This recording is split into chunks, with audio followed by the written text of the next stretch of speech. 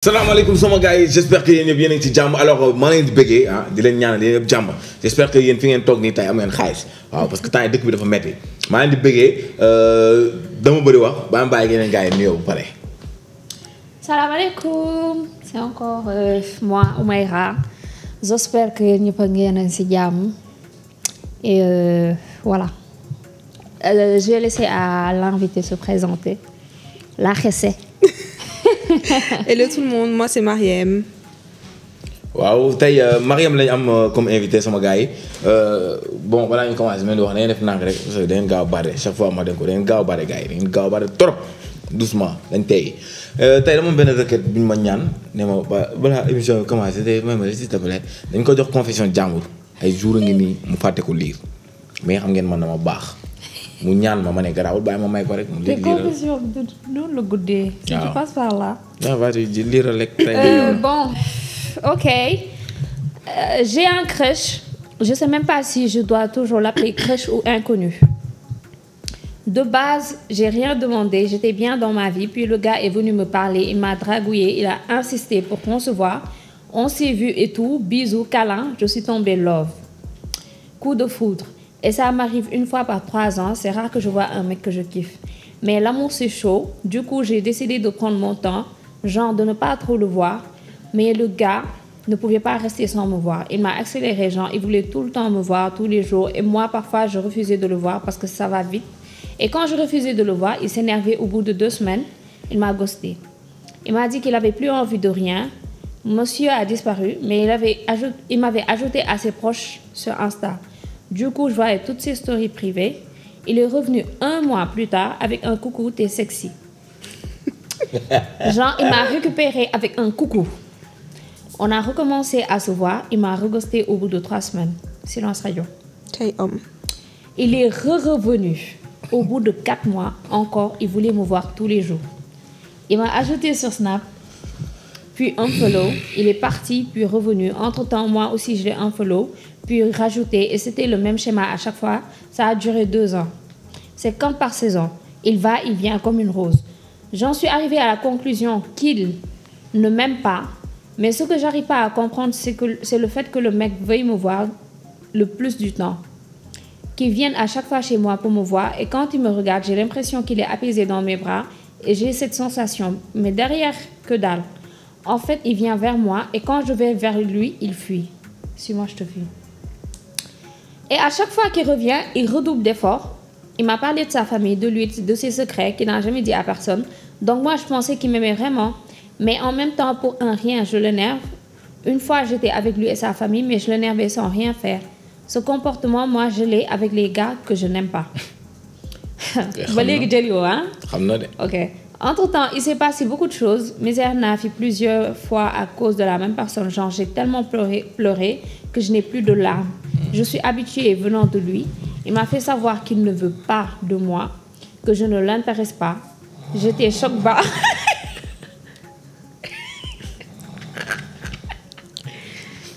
J'étais choc bas. Depuis ce jour, mon ego a été touché. Je lui ai dit désolé pour toutes les fois où je suis restée avec lui alors que je ne devais pas. Et je l'ai unfollow de partout. Okay. Puis je n'y ai plus reparlé du tout. Toutefois, au bout de 2 mois, il est revenu. Le gars là, c'est aussi ok. Il est revenu me follow et m'a observé pendant 2 semaines. Puis m'a unfollow. Puis au bout de 1 mois, il m'a DM en me disant qu'il veut me voir. Mais cette fois-ci, je l'ai lâché en vue. Je n'ai pas répondu. Que dois-je faire? Le bouc, à chaque fois que j'essaie de l'oublier et que j'arrive à passer à autre chose, il revient pour repartir. 2 ans, c'est énorme. Hein?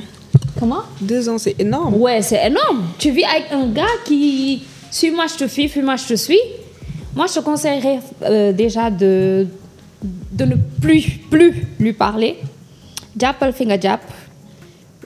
Qui ne revient plus dans ta vie parce qu'il a assez fait de conneries quand même. Dem na ñëw ba mu neex ko moom. Te yow yéex nga réagir sax. Parce que moom si li mu wax nii yëpp sax mi ngi xam ne waa ji bëggu ko parce que mi ngi naan genre day am yenn réaction yoo xamante ne moom ak góor yu mu bëggul la koy amal. Donc mais moom amul bon, parce que amul lu mu jox waa ji loo xam ne waa ji su demee loolu dafay namm jéegi-jéegi du loolu de c'est que les gars ils aiment pas te voir en paix. les gars ils aiment pas te voir en paix. loolu du ñu kese. moo buñ la gisee commencé nga leen fàtte tuuti mënuñu kii loolu. faaw ñu ñëwaat. Après ça dépend hein, parce que il y a les gars en fait ils savent avec qui faire leur vie, avec qui passer du temps. Elle doit se poser cette question aussi hein. Est-ce que tu es réellement la fille avec qui il doit faire sa vie ou la fille avec... Parce qu'elle a dit que quand le gars est avec elle, il est apaisé. Donc il oublie un peu ses soucis. C'est l'impression qu'elle a. Voilà. Mais 2 ans, c'est énorme. Mais bon, déjà, qu'est-ce qu'elle fait pour énerver le gars à chaque fois? Et quand une personne t'énerve pour rien, c'est parce que c'est un mec que nous supporter. Ouais. C'est parce que... Il y a eu un événement. Non, après, moi je me dis que là, moi, t'as wadi di ñëwaat à chaque fois parce que xam na ne la porte est grande. Non, c'est juste parce que la porte est grande ouverte. À chaque fois que qu'il revient, que ñamban gi la. Wadi ndaw si dina ko bàyyi mu ñëwaat quoi. Parce que tamit ñambanu ko góor gi la. Mais c'est à elle de fermer les portes. Hein. Voilà, c'est ce que je dis. Si réellement le gars il aime, il va lui prouver. Hein. Non, mais même lui, laisse cut quoi. Même s'il revient 10 fois, non, c'est fini. C'est un gars toxique. Parce que coucou, c'est un gars toxique. Coucou, non, ouais, c'est parce qu'elle l'aime bien. Ouais, mais il y en a qu'on récupère avec un Tudor, hein, donc. Hein? Tudor, c'est vrai? Pas du tout. Non, moi, genre, tu es fâché. Moi, on m'a dit, tu es fâché, genre, tu es toujours fâché. Ouais, mais genre ça, c'est parce que le gars, il est venu s'excuser, genre, tu es toujours fâché. Mais Tudor, coucou. T'es là. Hein, t'es là. Ouais, mais genre un thé seulement, là, plus loin. Mais non. Gars, bëgg naa ngeen jàpp affaire bi. Xale yi des fois bu ñu sësee ba sës, neel benn Tudor wala t'es fâché, wala t'es là. Rek pare si. Ça dépend qui répond. Loolu day fekk ñu bëgg la. Voilà. Mais tamit li tax yooyu yëpp di gën a marché njamaan ki la rek. Njaay. Gel bi waxu ko de. Mais man am na moo marqué ci gel bi. am na lu mu waxul. la moo tax gars yi di ñëwaat à chaque fois. moom laa lay wax. di demaat ba heure bu ko neex mu ñëwaat. parce que bu demee moom xam naa gel day jaay ñamaan léegi ñamaan mi muy jaay waaj dafa neex léegi waaj ju demee ba jékki-jékki ñamaan bi nekkaat ci xam day ñëw jëndaat. En fait la fille elle est devenue dépendante affective. Exactement. Et ça c'est très grave. Il faut savoir faire la différence entre un mec qui t'aime et un mec qui t'aime pas tout simplement. Mais gel bi vampire la wala moom nee na am na affaire ça lui arrive par 3 ans. Que genre coup de foudre quoi. Non, c'est pour dire que ça ne lui arrive pas fréquemment. Pas souvent. Pas souvent. Qui là quoi? Ouais, c'est parce que toi tu n'es pas très intelligent, on a compris. Bref. Bien sûr. Qui n'a salut Doudou. Bon, moi j'aime toujours mon ex, mais elle ne m'aime pas. Non, pardon. J'aime toujours mon ex et elle m'aime. Mais j'ai envie d'être focus sur moi. Là, on me conseille. Mais sois focus sur toi. Exactement. Qu'est-ce que tu veux? Tu veux focus sur toi. Mais focus sur toi. Si ton ex là, tu l'aimes, tu la maries, parce que quand tu es marié, mon ami, écoute-moi bien, écoute-moi. Quand tu es marié, hein, tu es focus. Après, il faut savoir les raisons aussi de la rupture. Hein. Wow. Mais même raison, ils s'aiment toujours. Même s'ils s'aiment toujours, mais des fois, l'amour, ça ne suffit pas. C'est exactement l'amour, ça suffit pas. Voilà, c'est ce que je m'efforce à dire ici tout le temps. Est-ce que... C'est réel, hein? C'est vraiment réel. C'est vrai. Est-ce que vous savez que dans le Coran amul benn partie bu Yàlla wax entre ñaar ñuy sëy amul. Amul est-ce que xam ngeen loolu amul fenn fu ñu cité amour ci couple affection la ñuy wax ak yeneen affaire ay yeneen mots ay respect genre affaire yooyu mais amul donc amour suffirul pour couple est-ce que loolu dama bëgg ngeen yokk seen bopp yi ba da ngeen foog neen ki ngeen nopp rek ngeen mën a kii dañ koy dundal bëggeel dafa neex de mais dafa neex nag dafa neex yàlla des fois booy ñëw ba ñu lay rey naan dafa ngay xool oh là là mbëggeel bu bëri doole ki nee na Doudou comment tu fais pour garder tes bonnes énergies autour de toi? Moi je me sens très vide souvent et cela m'est particulier je sais pas wax dëgg yàlla je sais pas comme énergie bonne énergie. C'est une mode de vie. Positive vibes, tu vois, tout ça là. C'est une mode de vie. Yàlla la rek man du ma yàlla moo ma ko jox tu vois je suis avec des personnes comme la voix il me casse les couilles chaque jour. Il me met dans des moods déjà là avant de tourner. Ouais.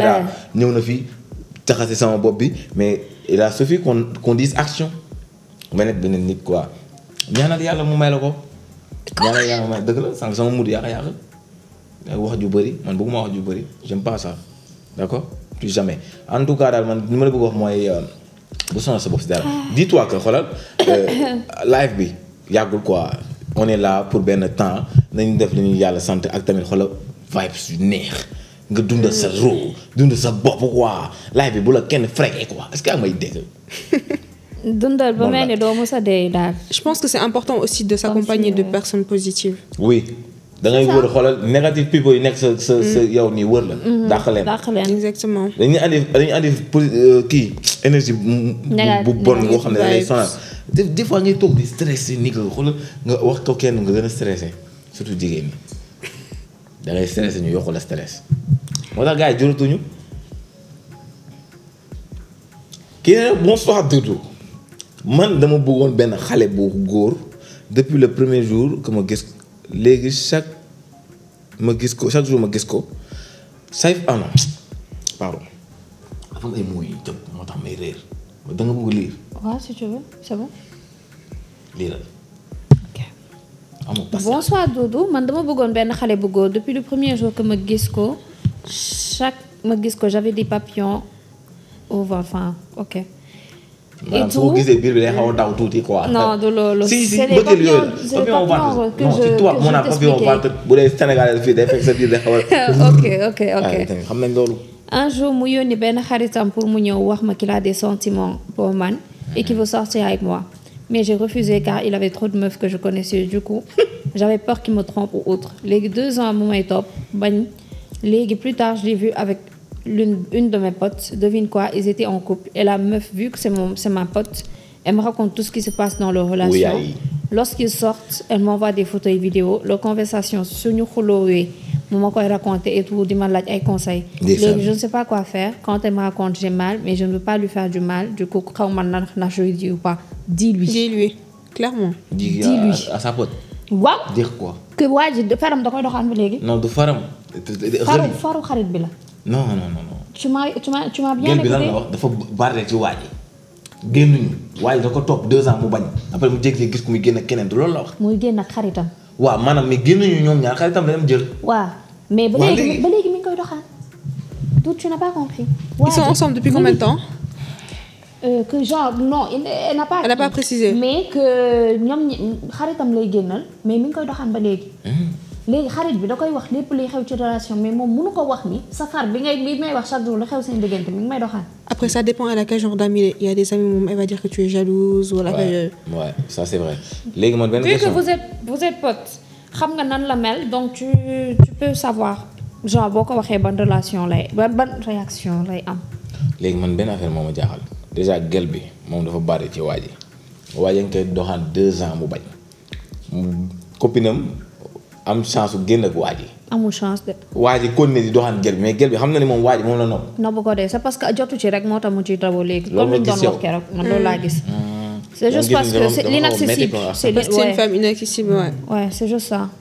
moo tax mu ciy daw le goût du risque. moo loolu la rek ba pare moom ni mu waxee ak waa ji mooy waa ji fookat la parce que mi ngi naan genre xamee na ko ay gel yu bëri. mais au fait non xamee na ko ay gel taxul mu nekk fookat bàyyi leen di yàq deru gars yi. mais yow boo amee téeméeri gel yow lan nga. non je suis d'accord avec Doudou dans ce sens parce que tu peux très bien avoir un passé mais tamit c'est pour ça il faut bien faire les choses parce que ton passé là il te suit hein. Ouais.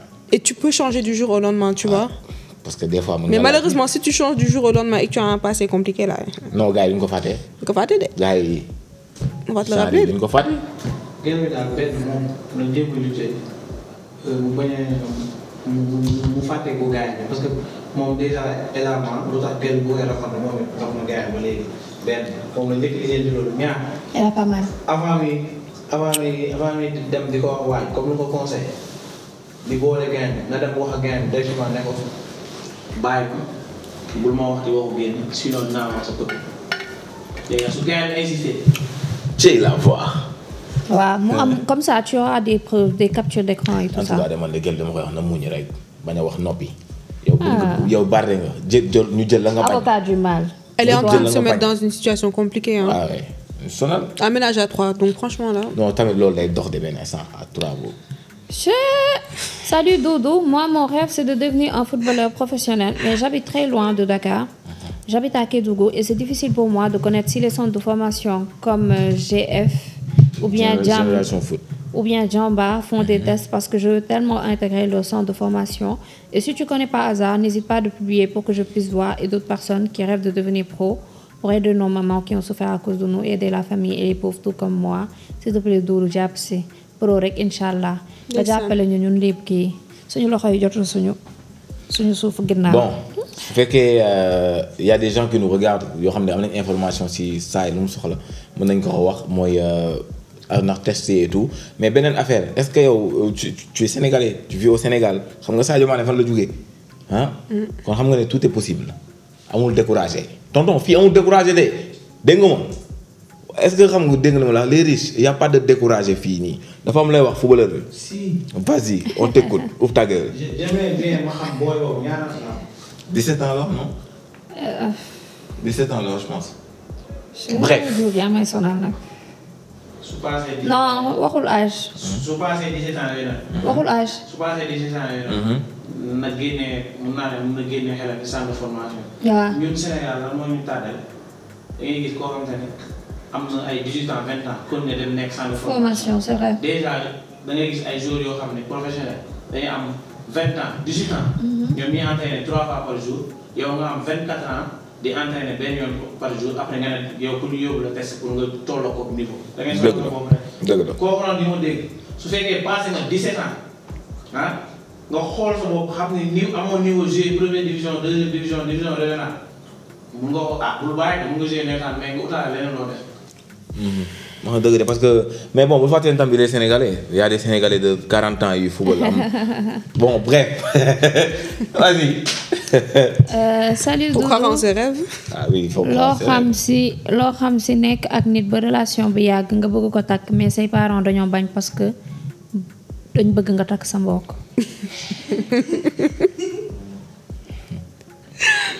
moi c'est des choses qui m'énervent en fait. Alors là. moi c'est des choses qui m'énervent en fait moi je comprends pas on vit dans une société boo xam ne instant bi nii ñun suñu génération il y a beaucoup mais beaucoup de tentations yow bu la yàlla mayee chance sa doom neen dama bëgg a takk waroo ko sax gëmee yow gaawal gaaw mu takk parce que tentation bi bëri yow déedéet nga ne non non du ma la bàyyi nga takk parce que dafa am keneen ku ma la dencaloon non. dafa am sa benn mbokk bu di nekkoon yàq seen àdduna doom vraiment. après nga may ko koo xam ne bëgg ko mi ngi bëgg keneen comme démb rek ki doon wax naan man maa marié naa mais dama nopp sama ex ba léegi. après problème yooyu lay am y en a tellement hein. y en a tellement. y en a plein après nag gars yi noonu la ñuy mujjee léegi après genre yi nii ñooy am di am ay gel gauche droite mais xoolal affaire di yooyu topp leen diine s'il vous plaît quoi. Toi Doudou si tu avais le choix entre la femme que tu aimes et ta mère t'aurais choisi qui? La femme que j'aime. Oui. Et ma mère. Et ta mère. Non je choisis ma mère. Voilà ça revient au même. yombul de choix bi. C'est une situation assez complexe un peu. Ouais. Mais bon. Est-ce que tu choisis ta mère en laissant aussi la femme de ta vie derrière? Bon ça dépend choix yi lan la bu fekkee loo xam ni genre xam nga naa xam ne expliquer. saa ñëw xëy rek ne la bëgguma ko doo ko tax. foog mu jox ma raison. bu la joxoo raison nag. non bu ma joxul raison ma ko naan mère soo ma joxul raison sama nee na nekk ci xale yi di dimbax waaw foog nga jox ma raison. mais bëri na fi ah. waaw bëri na fi. malheureusement Sénégal bëri na fi franchement. man moom dama naan mais wuy ma kañ toog ñu waxtaan lan moo tax bëggoo xale bi su tegee ay raison yoo xam ne lii xam naa ne lii lu mu gis arrangé wu ma dama naa d'accord na mais sinon kii neexuma dama ko naan mais di nga muñ de mais booy bi dina fanaan si de dina sol lu weex tàll béccoo nga ni non dafa fàtte sa ex mais li si metti dañu bokk classe. dama dem ba naan bloqué ko bu fàttee ngeen bokk classe mais école mënoo ko bloqué ah. ouf loolu compliqué de. bokk classe chaque mais jour après tu es là pour les cours en vrai hein. mais tu la vois chaque jour. tu fais abstraction de ça hein. Tu te concentres sur tes cours. compliqué conseil ma la bañ ko foog nga bañ ko trouver benn motif bu ndaw. nga bañ ko après l'amour c'est pas la guerre de. après l'amour c'est pas la guerre de. loolu jigéen la yomb c'est vrai mais si biir école imagine jigéen moo la bañ genre kii rek jéppi la bàyyi la jéppi la. nga am ex chaque jour nga koy gis oh ngeen may flashback. léegi ñoom nag seen question yi ñoom. change de classe. waaw change de classe. seen question yi suñuy saa bi ñuy wax waxu ex est-ce que duñu préciser lan moo yoroon ex parfois dañuy demander. lan moo tax ñu bàyyee. te duñu xam lan moo tax. C'est vrai, tu peux pas aller au fond. sànq rek am nga kenn mu woon expliquer affaire de ex te waxul exactement lan bon. Peut-être parfois bu ñu waxee lan moo tax dañuy dal seen kaw. saa yi nee na pour ñuy wax ex yi. dañ joxe raison quoi wax. c'est vrai dama naroon ne papa la quoi. Kon loolu am na fi. papa la mooy. ok série may neex. papa. ayca Baby Diaf demal. foo ma loolu. ma wax ngeen ree ok. ayca. aussi jigéen yi may nopp man noppuma leen am na lu ma. lii rek laa gis. J'essaie de me concentrer sur comment faire plus du pognon pour assurer sama avenir mais yenn saa yi damay sentir solitude ba xam ne nekk ak jigéen rek laay bëgg. saa waay. saa waay est-ce que xam nga ni yàlla dafa bind aadama moom kese mu wét. mu andil ko awa dootoo ko dolli. mooy awa mooy ki ko doon wétal. saa yi góor dafa soxla jigéen bu koy wétal saa yi mën nga concentré wu mais mën nga am jabar. en fait yéen seen problème mooy da ngeen bëgg concentré wu mais da ngeen ci wax ay waxu gel bu dee gel la day sonal parce que day nekk fii di xuloo nekk fii insécurité bi muy dund ak genre mu ngeen bàyyante mu nga ko perdre le temps to yooyu day am tax ko nga xool. mën nga concentré wu mais est-ce qu'il a la stabilité financière parce qu'il dit qu'il veut faire du pognon. kii kuñ ko wax mu ne takk ko te xamul ne takk doo xëy mais rek takkee noonu jabar. yow da ngay génne jigéen kër papam ak yaayam mu nekk si genre un bon environnement une bonne stabilité. nga jël génne ko yóbbu ko fan. seen kër. 5 heures. waaw non keroog nee na mën nañ la takk bàyyi la sa kër yaay. keroog loolu la ko wax yow par exemple. ça revient au même stade que copain copine ça. non non. nee na mën nañ la takk le temps bàyyi ngay liggéey en fait su fekkee da ngeen bañ def yenn affaires yi mën nga ko takk mu toog kaale nga ko ne ngeen def après boobu yàlla jàppale la ngeen am xaalis. li ngeen doon bañ def ngeen mën ko def ci mariage fan ngeen koy defee. kër yaay. kër nga dëgg yow. non day ñëw weekend mais bu ko mënee. non bu ñëwee weekend nga jox ko leen bëgg. mais bu ñëwee weekend fan lay fanaan fan lay fanaan bu ñëwee weekend fan lay fanaan. sa nekk nga fatal ma foofu. mais kon lan moo tax muy toog kër yaayam bu dee am na fu mu fanaan. réew da nga koy fatal ma foofu yu baax sa biir gaale. Doudou Ndiaye. ah mais dëgg la on parle de couple marié on parle pas de kii. mais déedéet ok bu fekkee am na néeg personne. waaw waaw léegi bu fekkee am na mais y a pas néeg bu d'intimité là. Il y a zéro intimité et ça revient même si tu prends un hôtel aussi c'est des dépenses. yow pour yow booy yi li ñuy def seen kër sans mariage amul intimité booy teg musique yokk ko mu sës. nga xam la. yow pour yow pareil. ils ont pas compris. non dañuy sib. gis nga takk lenn. cuub. da ngeen kii bu nekkee soo nekkee yow. c'est le futur marié du groupe. vas-y ma ne. waaw soo nekkee jullit yow jigéen ku lay takk bu nekkee jullit waaw. ñu may leen si farata joxe doon point le reste xam nga la moo si des ay convention moom su. convention internationale wala.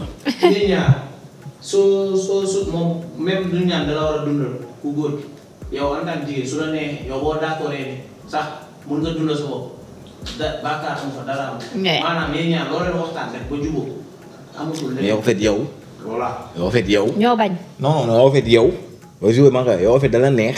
yow nga idéo suñu biir quoi mais su s'agit de donner des conseils. il est sage il est très sage. da ngay dof doflu damay di jox conseil. loolu après maag yow nañ ci débat. fii lay ñëw bu ngeen ko gisee fii. maag yow nañ ci débat mais daal xoolal bro mën nga focus ba pare nekk ak moom loolu mën na nekk. elle peut être ta paix tu vois ba yow est-ce que mën na laal fii loolu yow loolu da mën na la concentrer ba ngay am ay idées yu garaaw xaw ma looy liggéey même boo doon tailleur yow tey jii gel bi boo defee ongle yu bees ba nee ko nii garaaw mbubu yu garaaw nga nar a defar. moom daal lu leer laa la wax. ba gel bi bu mu ko si tudd waxoo moo nii. jeex na. yow wax nga ko yële yow. être honnête quoi. waaw. Après ça dépend des conditions. Est-ce que la fille elle était dans des études, si elle avait un travail. C'est ça aussi. Mesdames ut leen liggéey jàng leen parce que am na ñoo xam ne bu ñu la takkee ba yóbbu la suñ la bàyyi da ngay torox. yàlla kenn du bàyyi kenn mu torox yàlla ñëpp la fi nekkal àdduna yàlla ko moom te ñu la fi teg. Bref, hello John, quand j'étais au collège je sortais avec une meuf. On s'aimait tellement, tout le monde nous enviait. Et je peux dire que c'est la seule unique fille que j'ai toujours aimée dans ma vie. On a fait presque 7 ans et lorsque j'ai eu mon bac, elle a échoué l'année suivante, je suis partie à l'UCAD. On a rompu d'abord à cause de la distance et des préjugés. selon lesquelles, si elle a échoué, c'est en partie à cause de moi. Sa maman était devenue une entrave entre nous deux. Bref, le truc, moi, on s'est quitté en L2. Aujourd'hui, je suis à mon année de thèse et je ressens toujours de l'amour envers elle. On se voit pour parler d'autres trucs et je vous assure, John, le bonheur d'être avec elle est inexplicable. I don't know comment la récupérer, je veux juste des conseils. Waaw mën nga bëgg de. mbëggeel Après toutes ces années. non genre toutes ces années. non des fois nag mbëggeel day neex. mais dégg lu mu wax nee na su ma nekkee ak moom bonheur boobu non loolu neex na. Mais est-ce que tu sens que bon après si elle accepte toujours de te voir nii naa bëgg du bañ daal. waxtaan leen loolu temps xale la période boobu affaire yi muy wax ne ay affaire de L2 yooyu yëfu booy la. léegi waxtaanaat leen nga wax xamal ko ne ko sentiment yi demul soxna si. ne ko ba léegi maa lay bëgg dama la doon xoolee classe L2 ba léegi noonu laa lay xoolee. su ma nekkee ak yow nii instant sama xol bi day feex. àdduna lépp lay fàtte yow ma jàkkaarloog mi xamatuma dara yow rek yaa fi ne xale bi nee na dëggantaan nga ne ko xoolal oui jël ko. lan mooy. non à préciser ku ne sa xel yaa ko moom ku ne sa xel yaa ko moom loo xalaat yow la du man mais daal dama ko naan nii ne ko ok xam nga après nag loo xalaat yow la mais nag parents yi baa leen di xool di jékki-jékki rek dugg ci relation yi xool leen noonu ci kiiwee sax na ngeen sadik tëdd ngeen ñëw rek yàq daxa naa moom plus sa doom nga koy tere kenn plus mu koy bëgg. Can I? nit amel noonu nit. Bonjour Dodo, man j'ai un problème. En fait, je veux me voiler et être une vraie musulmane pratiquante. Mais mon père athée m'en empêche. Il refuse catégoriquement, me crie dessus. Quand je prie une fois, il m'a même amené dans des trucs sataniques. Pardonnez-nous. Où on doit se mettre les seins nus pour prier. fan la lool. Ok, je ne l'ai pas, mais il m'a forcé et m'a humilié devant tout le monde. Je ne sais vraiment pas quoi faire. Je suis fatiguée et je vais parler à maintes reprises avec ma famille, mais rien à faire. Je suis vraiment fatiguée. Il n'y a pas moyen que tu ne... Enfin, que nga bañ a dëkk ak moom. Yow fu yow la laa doon wax. Après, elle s'est reconvertie parce que Comment? son père il est athée, elle s'est reconvertie. Son père c'est athée. Elle est précise ou pas?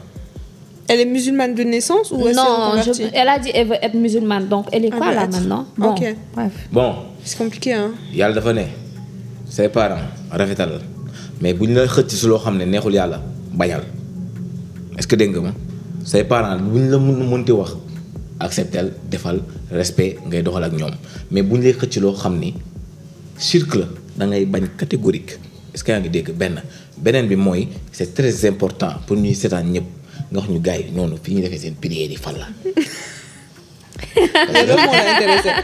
C'est ça qui t'intéresse? non en fait gëmuma ko man du ma la fen de gëmuma ko tant que teguma ci samay bët du ma ko gëm. man foo ma teg ci samay bët. surtout loolu. ak non foog ma dem. en série. yow dafa faa nga teg say oui bët ma Fall. foog ñu dem def investigation ñu xool ndax loolu dëgg la parce que li gëmmoo. prière Saint Nu. prière Saint Nu loolu fa am loolu du dëgg. ça devient des trucs sataniques. loolu du dëgg. yow Dakar loo gisul rek. ma ne bu wax ni dara amul. ma ne tant que gis moo ko du ma ko gëm. yow rek yow rek xoolal sama snap FDB wala John Point laax yónnee ma fan la lien bi kii bi lien bi. bëggoo ko gis. man moom bëgg naa ko gis dama mel foog ma teg sama bët parce que li ma wax ni gëm ma ko dama xa gëmul léegi dama bëgg lu ma leer. bon ok c'est bon. mais foog mu leer ma. mais léegi doo conseillé kan si pourtant loolu la wax nii de. bu mu ko conseillé na ko déglu sa parent. bu fekkee gëmuñu boo xooleen diine bu lay digal loo xam ne bokkul si diine bi war a ko déglu. Il faut mu dëggal boppam en fait. ouais parce que lim koy def loo nii bu dee dëgg la. waru ko genre waru ko nangu di ko yóbbu muy sumbee ko yooyu noonu non. ne ko demal ma dem maa ko yow bokkuñu. Faut que tu prennes conscience de ton choix en fait. Et que tu assumes ce choix devant tes parents et devant toutes les personnes sax qui n'adhèrent pas hein. mais si waxul ne femme yi dafay genre torturer waaw. buy julli dafay saaga.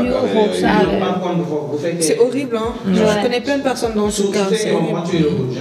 par contre l'islam dagal na ko mu làkkatu def comme si papam sax que ni yow lu ngay wax nii ma dëggal muy làkkatu muy julli wala dara. juste que mu mature mu mënal boppam. mu doog a jël décision demal. dëgg la bref mais soo amee fit soo nee nga assumé ko mu mat sëkk yàlla day gën a kontaan demal. Je n'avais jamais touché parce que je l'aime. Elle voulait que je couche avec elle. Moi, je refuse parce que je n'ai jamais fait l'amour à une fille. Billahi, je le jure devant le tout-puissant. Bon, on te croit, hein. Je n'avais pas besoin de... lu mu wax moom. ah nee na musul tëddee nit man daal loolu moom daal il s'est confessé daal. nee na daal moom xamul jigéen. xamul jigéen ndeysaan. waaw. saa mais yow que gel bi dafa bëgg mu kii ko. dafa bëgg mu li ma yow instant yi yaa ngi ci Guinness record instant yi sa morom yi nii xawlaatuñu loolu sax sa morom yi koo ci wax loolu mu ne la non yu fu nga ka yooyu dee bàyyi yooyu ne ci de bañal. non teel sa bopp de. raxas denc. Est-ce qu'il est prêt lui aussi? Sénégal hein?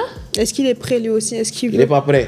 na nekk c'est pas parce que la fille elle veut que lui aussi forcément il veut hein. Il veut pas. non en fait Sénégal dañuy jël téye sa bopp rek jox ko jigéen ñi alors que téye sa bopp góor ak jigéen la war.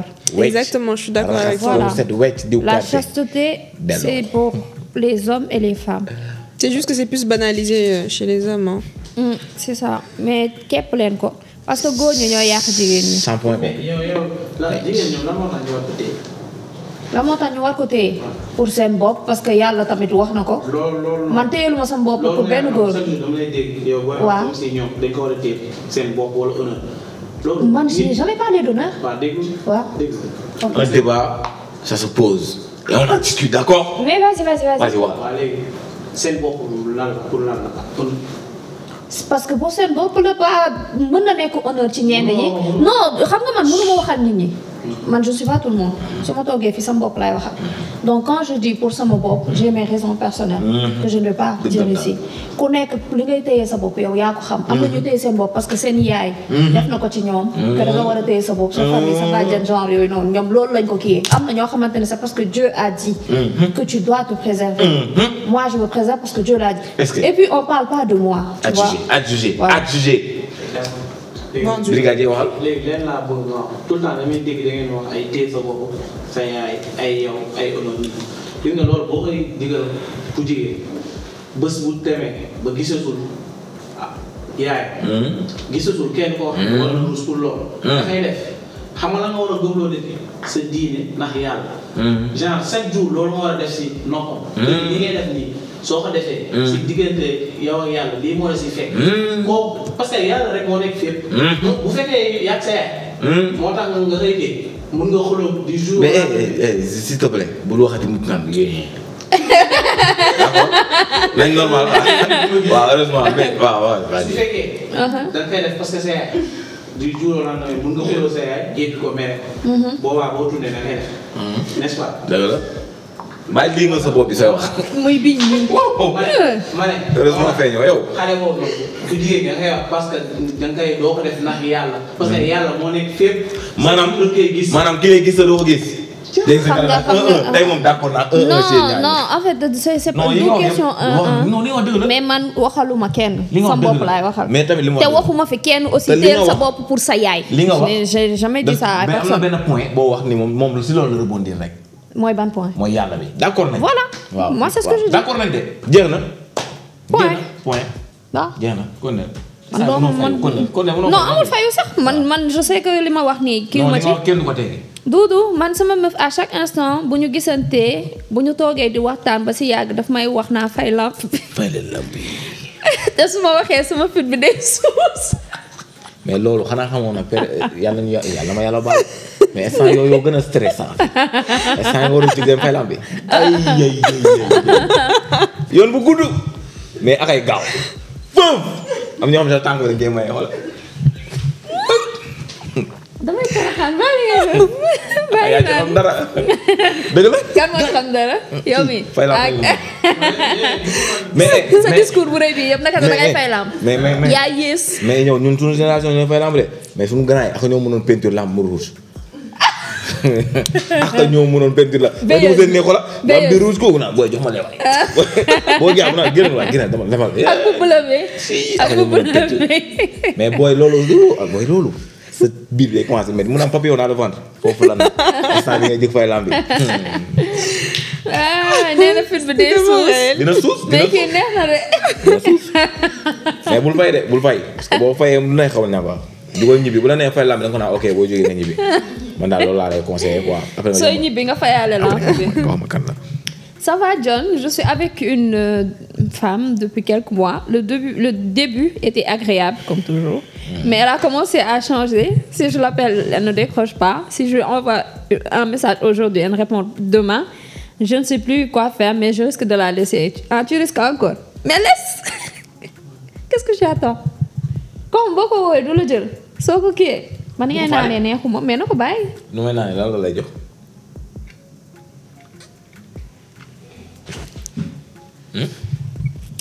na ko bàyyi ah Mariam.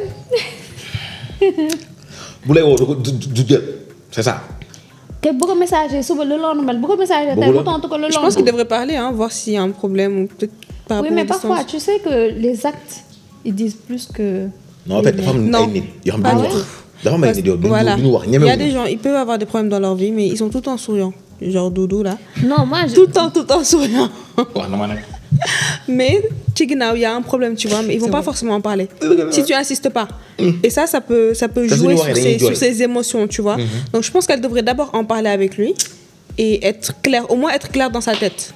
Au moins là, elle a une réponse, tu vois. Non, là, c'est un Que gars. se faire des suppositions. mais daal Le gars, pardon. en général quand tu parles avec une personne mu jékki-jékki di la tontu ay di la dóor ay remis 24 heures tout ça là. laisse tomber mon frère. gis nga boobu la talu la c'est voilà pour vous tous hein.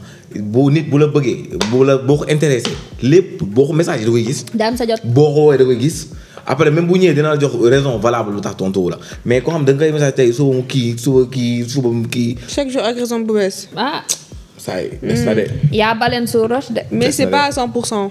Moi, je pense que des fois aussi, am na ñoo xam ne. waaw man mii dama koy Ils wax passent des mais périodes des fois- difficiles, etc. Donc. mu ne. waxal bu ragal. tiit na. waxal da nga rus. mais bu amee avis mën nga ko joxe de dégg bu ragal dégg mais lu ma dëgg la tamit man des fois ça m'arrive mën naa wax ak benn nit ma jékki-jékki tontu demaat tontu te yàlla xam na ni dara xewul. soit damay def dara wala ma bañ a laal sama téléphone parce que des fois téléphone daf may énervé quoi. Tu vois, Voilà, rek mu bañ t'es laa pas dans un bon mood, tout simplement. Ça m'est Exactement. arrivé de ne pas être dans un bon mood Oui, pendant des fois, 2 j'ai pas jours. envie de parler, tu vois. J'avais pas envie de parler, hein. Exactement. Pourtant, la personne ne m'avait rien fait. Exactement et pourquoi les gens ne comprennent pas nit des fois day toog doo am envie wax. Besoin mais vous, quand d'espace. vous dit j'ai pas envie de parler ngeen foog dañoo mer. Arrêtez de nous saturer. Arrêtez de nous saturer, voilà. tamit point. Que ça, point final. Punto. Il y a une meuf qui est dans notre... kon yow da nga làkk njaago. Il y a une meuf qui est dans notre établissement, mes 2 collègues sont amoureux d'elle. Et le problème est que la meuf est amoureuse de moi, mais Doudou, ay si tu la voyais, xeetu doxinam. Bu la rombee ba ne cas sa kanam. Tax mu ne ay loo Doudou boo jàppoon gisee xam na bàyyi li ko. wax. Toog di ko gains. Doudou, solution laa bëgg pour coacher ko. jël ko. Mais assume, va la voir. Non, solution la bëgg maanaam nan la ko mën a approcher, nan la koy jëlee. ay bàyyi muy Il dox faut, rek il nga faut ne qu'il se xam fasse ne. démarquer, hein. waaw c'est ça. mais moom nag yow nee nga gel bi bëgg na la kay leer na la ne bëgg na la mais day gën a yomb ci yow rek. non da ngay bu ma bro kaay wax la tontul benn story am. Jubay gën di wax nañ la ko day def mon story. day bàyyi doo benn story nga xam ne. Est-ce que il est sur ses réseaux mais est-ce qu'il est sur ses réseaux. mooy yow wër ko. koo bëgg da nga koy gis. Après ngeen maye nga maye ko votre fameux. sinon Mais- ça va le fameux. Mais là, c'est dans le cadre du travail. nee na collègue. collègue du travail. Ramène-lui un Mais- petit déjeuner, exactement lekk. des petites Pause viennoiseries. jigéen lekk. Ah, jox ko lekk rek xam. lekk. barde na Un petit déjeuner rek. lu ndaw ay xeer Croissant, tubaab sax chocolat. bëgg. si démb sax bëgg na jigéen wala nga potu màdd. Non, abuse pas da nag ko wéy toi aussi. ma màdd bi rek sama xel dem ci yow. Toi aussi, abuse pas nag. Beaucoup de mad. waaye nag bëgg màdd yéen ñii bëgg màdd de yéen moom. waaye ma yow. Comme c'est dans le cadre du travail, quel petit déjeuner le jox ay matin. photocopie papier ne ko poto yi dama ko woon photocopie quoi imprimante bi doxul.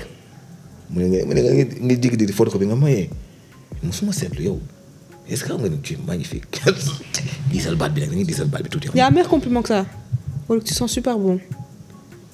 Compliment boobu, hein. Jar na lu ne. dégg nga. si elles sont jigéen bonnes. Jar na lu ne. dëgg la jigéen buy xeeñ lu Si neex. tu veux la voir, ouh là là. ne ko mais. tu sens mais qu'est-ce que. apparemment de man xar laay xeeñ man. àjjana mooy xeeñ ci yow quoi. mais tu sens bon là lii daal la mais. yaakaar ni gars bi bu defee loolu noonu comme wax ñu koy wax ni jigéen bi lu ko baax. seen zone confort bi ñu nekk maanaam dañoo wax yu bëri looloo sax mu sentir ne gars bi da ko noppee looloo ko neex si gën bi. Après, est-ce que la fille l'aime réellement? Parce qu'il y a Mais des voilà. femmes, elles aiment bien, c'est dur, hein, mais pour rien en retour. Ouais, hein. Comme ouais. peut-être qu'elles sentent que les deux sont intéressés par elle. Ouais, non, c'est vrai. Donc elle va séduire ici un peu, rôle fait, est-ce que ça marche là? Tu C'est vois? vrai c'est vrai. Mais pour Des fois, ñu pas xëcc la ba attendre nga ñëw. grand-chose en retour. des fois Doo ko tam ñu fekk xëcc la dara. ba nga ñëw ñu dàq la. ne doo fekk dara. mais gars yi wuy ma après réponse story après sinon ça va après waaw réponse story drôle tamit jàppaleen tu sens bon notez ça quelque part d'accord tu sens bon. Ça c'est le meilleur compliment pour une femme. Je me dis Oh. ça. Pour tout le monde ça. Si. Genre tu dis Non ça mais à une surtout ci personne. jigéen. mës naa dem Non, fenn. waaw. Moi tu peux me dire tu es belle, tu es magnifique, tout ce que tu veux. Tu me dis tu sens bon. damay toog waxtaan ak mais yow. déjà problème bi mooy pour te dire tu sens bon il faut que ñu gis la. Non mais xam nga en fait. si- xam nga doxaan boobu dafa métti léegi doxaanu distance nan laa lay waxee tu sens Mais bon. là ils sont collègues. ah oui. Là je te Mais parle gars yi dans la léegi vie am de na tous bu les ñu jours. xewal de Doudou. Manti. Ça se voit que tu sens bon. oui am na nit non non mais dëggantaan am na nit yoo xam ne da nga leen di xool rek xam ne ñii ñu dégage odeur bu À gaaw. travers l'écran. waaye moom mos nañ ma ko wax ma dem benn événement yu dugg mi rek benn booy dem mais booy bi parfum bi neex na de wuy samba day xam nga ban la xam nga parfum bi bu rouge bi Fara naa. booy mais yow moom cuuraay boo ko jëlee. mais loolu neex na cuuraay neex na de kii démb nee na xar laay xeeñ. ah cuuraay neex na de. yéen man ngeen di wër man de Dakar ñu ma xam moom. am na ay cuuraay yu neex. waaw kii nee na moom jël lu muy doon yéen cuuraay. mais man xeeñu ma cuuraay. loolu amul benn taw muy cuuraay la. moi je peux vous dire le parfum que j'ai mis comme ça ngeen jëndi ko. mais man am na mais duma maa ngi kii 44. non. am na benn paa buy cuuraayal de ah ouais lu neex. cuqu ba pare soo koy wax dëgg rek seetlu benn moom dëgg la waaye demal mais ñàkk yi xam ne je sais ay bu commentaire yi commencé jël naa la Bébé Diaw loolu laa ciy bañ nag. loolu rek laa mais ki yol de daggal loolu de. ayca vas-y Bonjour Doudou. J'espère que tu vas bien. Voilà. Qui ne veut pas. En fait, moi j'ai 20 ans et je n'ai jamais été en couple. Ça ne m'a jamais intéressée. Du coup, certains de mes amis me disent d'essayer parce que je prends de l'âge et que je dois essayer de m'adapter à cette vie, sachant que je suis une femme. Pour moi, je suis dans la bonne voie, mais d'après toi, est-ce que je devrais essayer ou pas? Tu as 20 ans, tu as le temps encore. Take your time. Mon frère, Prends vraiment écoute-moi. ton temps. Ouais, C'est une femme. ma sœur, écoute-moi. 20 ans, tu n'as jamais été en couple. Musul nekk sa xel bu ci dugg. Problème boo mës a gis sax moo xarit yi dugg. Problème boo gis génération bi yëpp dugg.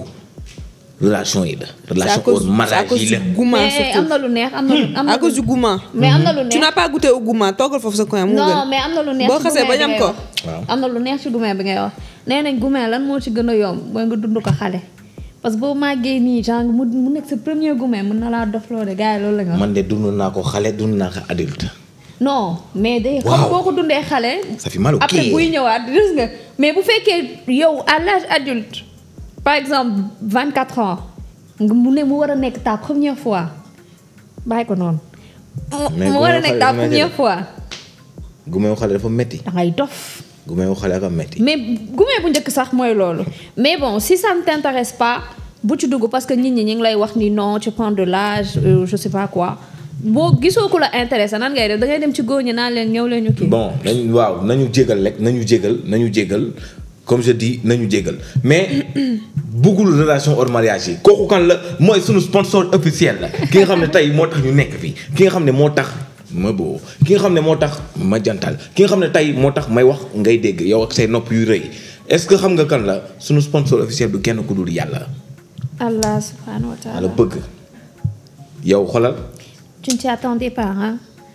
su ma mënoon may xaalis sax dama la koy may dama la bëgg yàlla nga lay ñaan nga jéggal ñu waaw tey moom dama lay ñaan rek nga jéggal ñu parce que waa ñun jéggal ñu de ay. dañ doy waar ay boo ñu dañ jéggal doy waar lu nekk la ñuy def chaque jour nga tere ñu ay affaire ñu baal bañ ñu de. te li ñu tere ñu bañ loo ñu ne bu leen def ñu dem def loo ñu ne buñ la defal baaloo ñu nga bañ baal ñu. waaw buñ yow demee def lu ñu neex ñëwaat nga baal xam nga ni yow di ñuy wax yàlla du nit xam nga ne su ma tooñoon kii du ma baal mais su ma tooñee Xalaat damay ko. baal Yow. parce que yaay yàlla yaay suñu sponsor officiel mu ko def. pare dañ jox suñu code promo bi ñëwaat na subhanallah alhamdulilah laa ilaaha illallah allahu akbar mooy code waaw promo kii daanu bi carab nee lay ko yéey wala utiliser bàjj.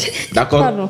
ok utiliser code promo yi ah ok sama gars yi ay te ñu dem nga ko ne ah nee na ko yooyu daal carax kan moom ummi. ngay nopp éléphant la yéey naa ñaxa nii. kan kay yi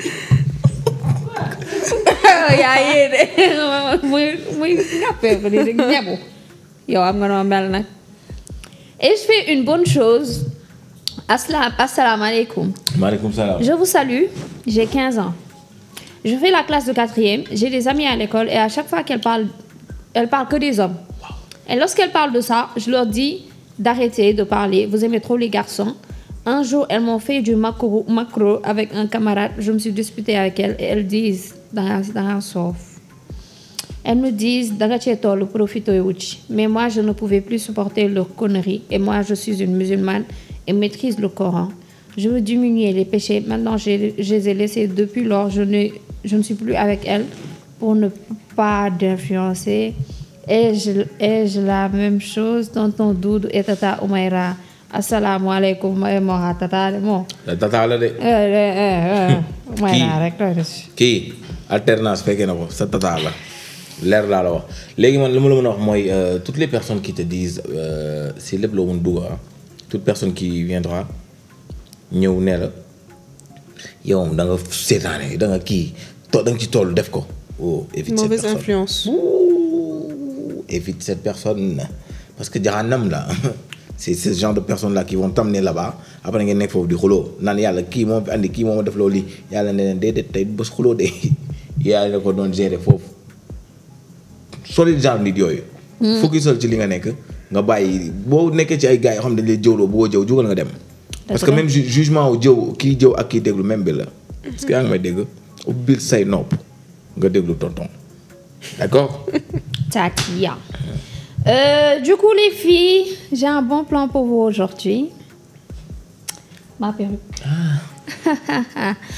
Donc, perruque bi soo leen si bëggee da ngeen di contacter Ndeye Coumba Best Hair mi ngi nekk Ñaatali au 77 506 89 16 77 506 89 16 Best Hair ba Ndeye Coumba perruque yu rafet yu toj vraiment yu neex si tàngoor bi te c'est très très très abordable.